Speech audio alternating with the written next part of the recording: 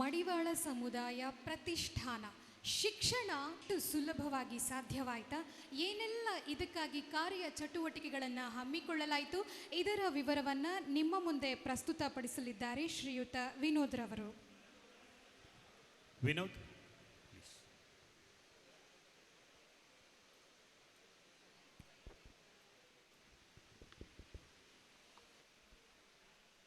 ಕಾರ್ಯಕ್ರಮಕ್ಕೆ ಆಗಮಿಸುವಂತಿರುವ ಸಮಾಜದ ಗುರು ಹಿರಿಯರೇ ಹಾಗೂ ಆತ್ಮೀಯ ಬಂಧುಗಳೇ, ತಮಗೆ ನನ್ನ ನಮಸ್ಕಾರಗಳು. ಈಶ್ವರ್ ಸರ್ ಇಷ್ಟವರೆಗೂ ಈ ನಮ್ಮ MCF ಬೆಳೆದ ಬಂದ ರೀತಿ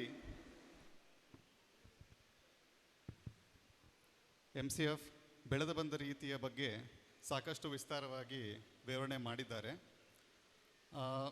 ಅದರ ಕುರಿತು ಒಂದು ಚಿಕ್ಕ ಪ್ರೆಸೆಂಟೇಷನ್ನ ನಿಮ್ಮ ಮುಂದೆ ಇಡಲು ಇಚ್ಛೆ ಪಡ್ತೇನೆ.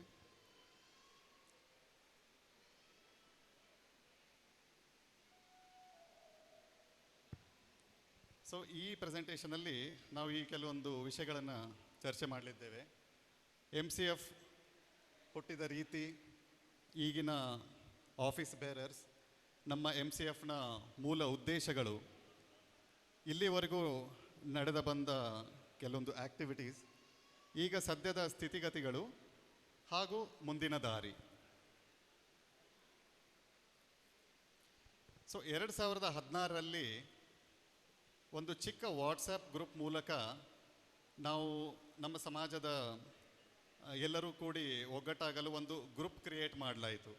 ಅದಾದಮೇಲೆ ಬೆಂಗಳೂರಿನ ಬ್ಯಾಡ್ಮಿಂಟನ್ ಕ್ಲಬ್ಬಲ್ಲಿ ಮಲ್ಲೇಶ್ವರಂದಲ್ಲಿ ಒಂದು ಚಿಕ್ಕ ಸ್ನೇಹ ಸಮ್ಮೇಳನವನ್ನು ಆಯೋಜಿಸಿದೆವು.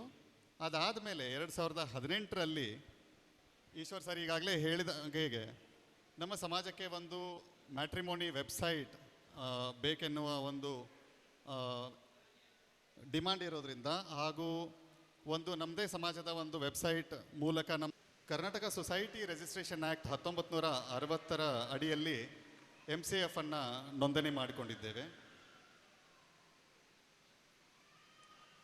ಸೊ ಈಗಿನ ಸದ್ಯದ ಪರಿಸ್ಥಿತಿಯಲ್ಲಿ ನಮ್ಮ ಲೈಫ್ ಮೆಂಬರ್ಸ್, ಅಜೀವ ಸದಸ್ಯರು 450 ಜನರಿದ್ದಾರೆ.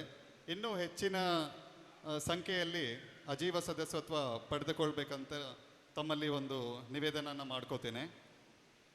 ಹಾಗೆ ಒಂದು 2500 ಜನರ ನೆಟ್ವರ್ಕನ್ನು ನಾವು ಇಲ್ಲಿವರೆಗೂ ಬೆಳೆಸಿದ್ದೇವೆ. ವಾಟ್ಸಪ್ ಗ್ರೂಪ್ಗಳ ಮೂಲಕ ಅಥವಾ ಮ್ಯಾಟ್ರಿಮೋನಿ ವೆಬ್ಸೈಟ್ ಮೂಲಕ ಮಾಡಿದ್ದೇವೆ.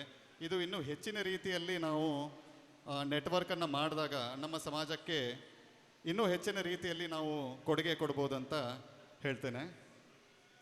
ಹಾಗೆ 963 ಚದುರ ಮೀಟ್ರನ್ನ ನಮ್ಮ CA ಸೈಟನ್ನು ಕೆಂಗೇರಿಯಲ್ಲಿ ಅಲಾಟ್ಮೆಂಟ್ ಆಗಿರುತ್ತದೆ.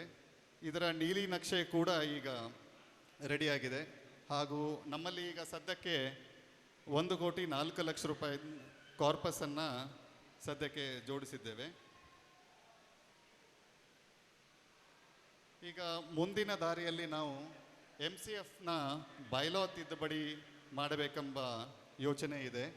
ಹಾಗೆ ಹಾಸ್ಟೆಲ್ ಕನ್ಸ್ಟ್ರಕ್ಷನ್ ಪ್ಲ್ಯಾನನ್ನು ನಿಗದಿತ 3 ವರ್ಷಗಳಲ್ಲಿ ಮುಗಿಸಿ ಬೇಗ ಎಲ್ಲ ವಿದ್ಯಾರ್ಥಿಗಳಿಗೆ ಅನುಕೂಲವಾಗೋ ಥರ ಯೋಜನೆಯನ್ನು ಹಮ್ಮಿಕೊಂಡಿದ್ದೇವೆ.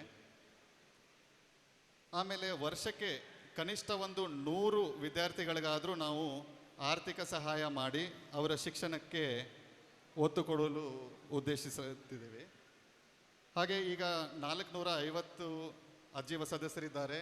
ಸೊ ಇದನ್ನು 1000ಕ್ಕೆ ನಾವು ಇನ್ನು 1000 ಮೆಂಬರ್ಸನ್ನು ಈ ಆಬ್ಜೆಕ್ಟಿವ್ ರೀಚ್ ಆಗಲಿ ಅಂತ ಯೋಜನೆ ಇದೆ.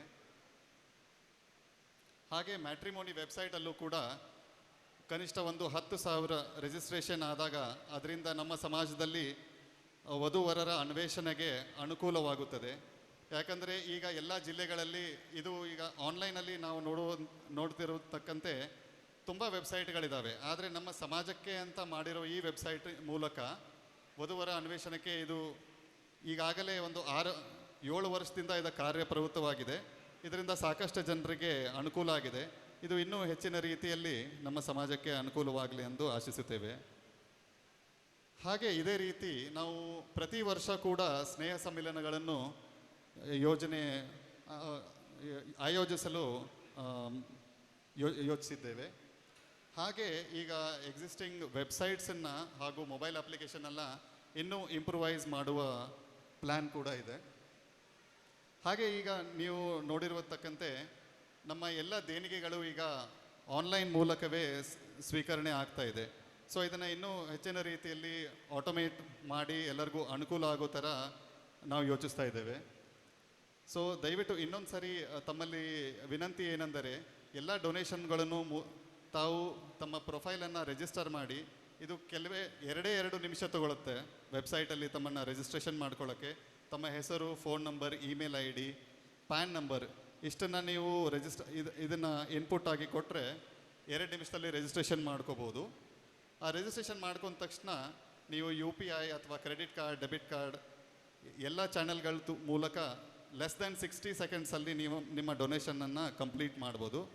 ಹಾಗಾಗಿ ಎಲ್ಲ ದೇಣಿಗೆಗಳನ್ನು ಆನ್ಲೈನ್ ಮೂಲಕ, ವೆಬ್ಸೈಟ್ ಮೂಲಕವೇ ನೀಡಿ ಕೈ ಜೋಡಿಸ್ಬೇಕಾಗಿ ವಿನಂತಿಸ್ಕೊಳ್ತೇನೆ.